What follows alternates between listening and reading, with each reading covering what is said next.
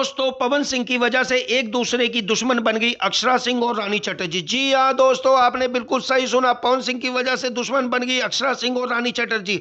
आपको सब बताएंगे, लेकिन उससे पहले चैनल को प्यारा सा लाइक शेयर कर दीजिए और सब्सक्राइब के बटन को जरा तेजी से हिला दीजिए। तो आपको बताते चलें, बॉलीवुड फिल्म इंडस्ट्री की कैट फाइट्स के बारे में तो आपने कई बार सुना होगा। करीना बिपाशा, करीना प्रियंका और ना जाने कितनी अदाकाराओं के बीच मनमुटाव मीडिया की खबरों का हिस्सा बना। भोजपुरी इंडस्ट्री की बात करें तो यहाँ काम करने वाली अदाकारों के बीच भी कई बार लड़ाइयाँ हो चुकी है।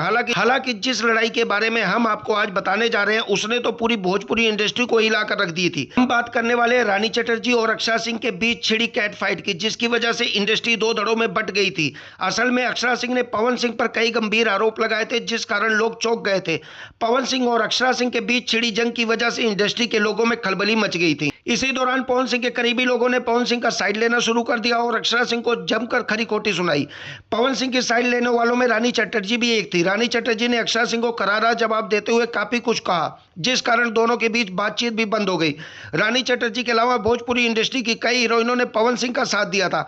अगर आप सोच रहे होंगे कि पवन सिंह और अक्षरा सिंह के बीच लड़ाई क्यों हुई थी, तो हम आपको बता दें, अक्षरा सिंह ने पवन सिंह पर प्यार में धोखा देने का आरोप लगाया था और कहा था कि एक्टर ने उनके साथ न केवल बदतमीजी की, बल्कि उनका फिल्मी कैरियर भी बर्बाद करने की साजिश की थी। अक्षरा सिंह के इस बयान ने भोजपुरी इंडस्ट्री को हिलाकर रख दिया, जिसके बाद रानी चटर्जी ने अक्षरा सिंह को जमकर खरी खोटी सुना डाली। वेल दोस्तों, अक्षरा सिंह और रानी चटर्जी क्या दोनों पवन सिंह के प्यार में दीवानी है या नहीं, कमेंट सेक्शन में जरूर बताएं।